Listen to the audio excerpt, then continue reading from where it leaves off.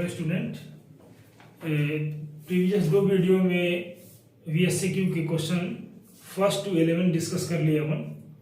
अब question number 12 discuss करेंगे। इसमें क्वेश्चन नंबर में क्या दिया हुआ 12 में कि find the seventh term in the expansion of 1 minus X square by 3 raise the power minus n। तो अब देखो इस एक्सपेंशन में द जनरल टर्म, अब इसका जनरल टर्म क्या होता है, क्योंकि हमें सेवेंथ टर्म बताना है। तो आप देखो the general term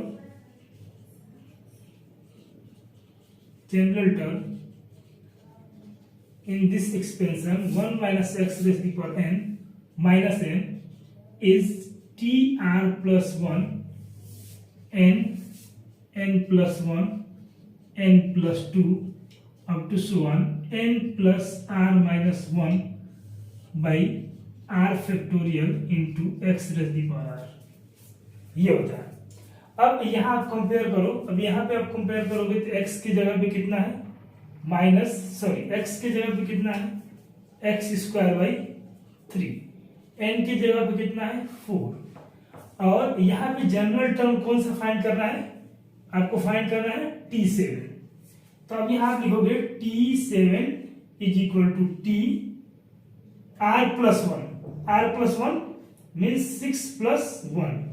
तो अब यहां आप लिखोगे r की वैल्यू कितनी मिल गई है आपको, हियर t6 + 1 यानी r की वैल्यू आपको मिल गई 6।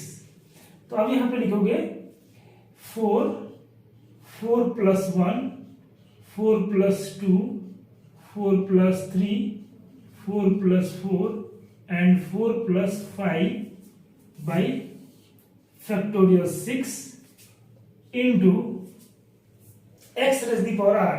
x की वैल्यू कितना है x square by 3 raise the power 6, r की वैल्यू कितनी है 6 है। अब यहाँ पे आप सॉल्व करोगे तो देखो 4 × 5 × 6 × 7 × 8 × 9 बाई 6 फैक्टोरियल को लिख सकते हैं आप 6 × 5 × 4 × 3 × 2।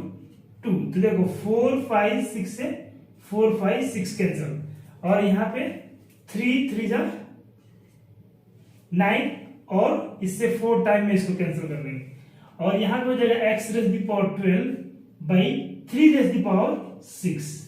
तो इसको आप लिख सकते हो this imply 7 × 4 × 3 by 3 raise the power 6 × x raise the power 12।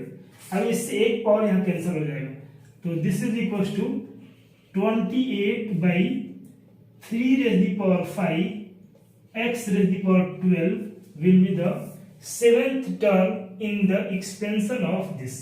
तो इसके एक्सपेंशन में t7 की वैल्यू क्या मिल गई आपको, ये आपका आंसर हो जाएगा। ये question number 12 model question paper में VSCQ में 12 क्वेश्चन नंबर 12 था।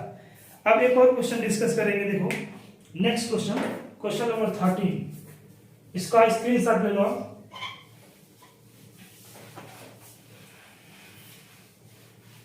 देखो यहां इस क्वेश्चन में दिया हुआ है,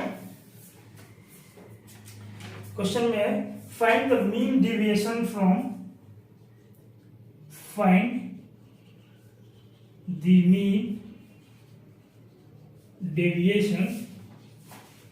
mean deviation from the mean of the following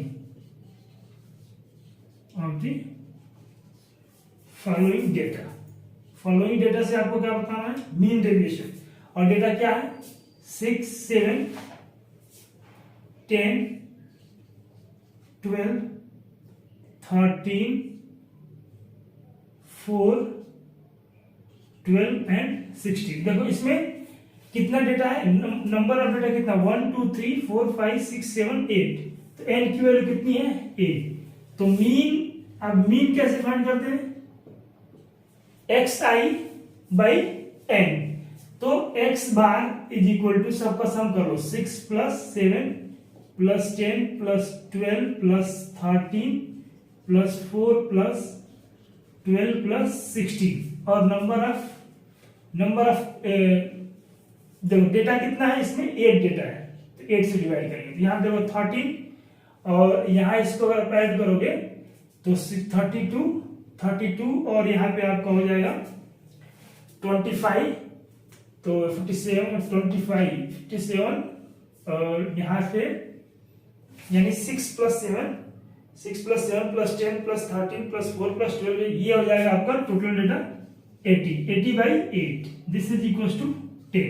अब देखो आपको मीन मिल गया, मीन की वैल्यू कितनी मिल गई आपको 10।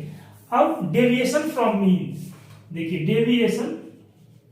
डेविएशन फ्रॉम मीन से डेविएशन निकालोगे ये क्या होता है xi माइनस x बार, यानी जो भी डेटा दिया हुआ है इसमें इस डेटा से आपको मीन को आपको क्या करना सब्ट्रैक्ट करना है। तो 6 - 10 = -4। उसके बाद आप लिखोगे 7 - 10 this is equal to -3 and 10 - 10 this is equal to 0। और यहां पे क्या लिखेंगे आप 12 - 10 to 13 - 10 this is equal to 3 and 4 - 10 - 6 और यहाँ पे 12 - 10 this is equal to 2 and 16 - 10 this is equal to 4। ये वैल्यू आपको मिल गई। 16 - 10 दिस इज इक्वल टू 6। अब ये आपको क्या मिल गया कि डेविएशन फ्रॉम मीन हो गया। तो अब मीन डेविएशन होता है, mean deviation is equal to sigma xi minus x bar का एब्सोल्यूट वैल्यू बाई n ले लेंगे। एब्सोल्यूट वैल्यू मींस जितने भी नेगेटिव नंबर आ रहे हैं इनको भी आप पॉजिटिव काउंट करोगे। तो 4 + 3 + 2 + 3 + 6 + 2 + 6 1 2 3 4 5 6 7 और यहाँ पे एक 0 भी था तो 0 भी आ गया बाई 8। अब इसको आप ऐड करोगे तो 7 + 2 9 12 12 18 और उसके बाद 2 20 26/8। इसको आप सॉल्व करोगे तो 8 3 जा 24 फिर 8 2 जा और 8 5 जा। ये वैल्यू आपको मिल जाएगा 3.25 is the mean deviation of the given data. Mean deviation इसका ये हो जाएगा। अब एक और क्वेश्चन आप देखिए, क्वेश्चन नंबर 14, इसको आप नोट कर लीजिए। नाउ क्वेश्चन नंबर 14 में देखिए, क्वेश्चन नंबर 14 इसमें एक क्वेश्चन दिया कि the probability that a person chosen at random is left hand in handwriting is 0.1। What is the probability that in a group of 10 people where there is one who is left handed की probability कितनी है 0.1 है। तो देखो अब यहाँ पे number of people कितने हैं n = 10। अच्छा, लेफ्ट हैंड की प्रोबेबिलिटी कितनी है, लेफ्ट हैंड राइटिंग जिसकी उसकी प्रोबेबिलिटी कितनी है 0.1। तो अब यहाँ पे आप लिख सकते हो प्रोबेबिलिटी ऑफ सक्सेस को P से हम डिनोट करेंगे। P = 0.1 यानी 1/10। प्रोबेबिलिटी ऑफ सक्सेस मींस अब इसमें जितने पीपल हैं जिनकी हैंड राइटिंग लेफ्ट हैंड है वो सक्सेस है।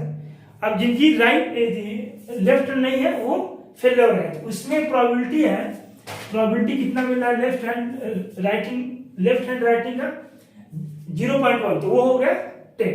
अच्छा, अब यहाँ पे प्रोबेबिलिटी ऑफ फेलियर का कितना हो जाएगा Q, इसको डिनोट करेंगे तो 1 - 1/10 = 9/10। तो Q की वैल्यू मिल गया। वैसे भी P = 1 - Q होता। अब यहाँ पे आपको यूज करना है। अब देखिए लास्ट में क्या पूछ रहा है आपसे कि what is the probability that in a group of 10 people there is one who is left handed. तो इसमें आप एक फार्मूला यूज करोगे प्रोबेबिलिटी डिस्ट्रीब्यूशन में x = r NCr Q⁻n - r P⁻r। ये क्या हो जाएगा आपका, ये इसको आप बोलते हैं बर्नौली डिस्ट्रीब्यूशन या प्रोबेबिलिटी डिस्ट्रीब्यूशन बोलते हैं, इसको बोलेंगे बर्नौली डिस्ट्रीब्यूशन। बर्नौली डिस्ट्रीब्यूशन का फार्मूला है। अब आपको कितना चाहिए, देखिए what is the probability that in a group of 10 people, n की वैल्यू कितनी है, n की वैल्यू 10। अब इसमें पूछ रहा है कि there is one who is left handed, there is one who is left handed, तो r की वैल्यू कितनी है, तो px is equal to 1, px is equal to 1, n की वैल्यू कितनी है 10, c 1, q की वैल्यू कितनी है 9/10, रेज़ द पावर n की वैल्यू 10 माइनस 1 और p की वैल्यू 1/10, r की वैल्यू 1। तो इसको आप सॉल्व करोगे तो nc1 की वैल्यू कितनी होगी, nc1 की वैल्यू n, तो 10c1 की वैल्यू कितनी हो जाएगी 10 into 9/10 raise the power 10 minus 1 कितनी हो जाएगी 9, उसके बाद 1/10, अब इस 10 से 10 कैंसिल। तो अब देखिए probability of this is equal to 9/10 raise the power 9, this is the probability of a person in a group there is one who is left handed। अब 10 पीपल में से लेफ्ट हैंड की प्रोबेबिलिटी कितनी मिल गई आपको, ये मिल गई आपको कि one who right whose hand writing is left handed, तो लेफ्ट हैंडेड के लिए ये मिल गया आपको 1 के लिए, एक 10 में से 1। तो इस क्वेश्चन को आप नोट कर लीजिए। इस थ्योरम क्या बोलते हैं, बर्नौली डिस्ट्रीब्यूशन या प्रोबेबिलिटी डिस्ट्रीब्यूशन बोलते हैं। फर्स्ट p गिवन है, q इज इक्वल टू क्या, q इज इक्वल टू क्या था 1 माइनस p और p इज इक्वल टू क्या था 1 माइनस q, तो ये आप यहां से निकाल लेंगे q की वैल्यू। अब इस बाइनोमियल डिस्ट्रीब्यूशन में आप रख दोगे और 1 लेफ्ट हैंडेड चाहिए तो r की जगह पर 1 रख देंगे, n की वैल्यू 10 और q और p की वैल्यू फाइंड करके आप इसको लिख देंगे तो ये आंसर आपका हो जाएगा। तो यहाँ पे ये आंसर आपको मिल गया, नोट कर लीजिए। अब लास्ट क्वेश्चन है क्वेश्चन नंबर 15 वीएसए में। लास्ट क्वेश्चन ये है, देखिए इसमें दिया हुआ है कि find P X is equal to 5। अच्छा, if a Poisson variable satisfy P X is equal to 1 given that px is equal to 1 is equal to px is equal to 2। लेकिन p जो पॉइजन वेरिएबल होता है वो क्या होता है, px is equal to r is equal to e raised the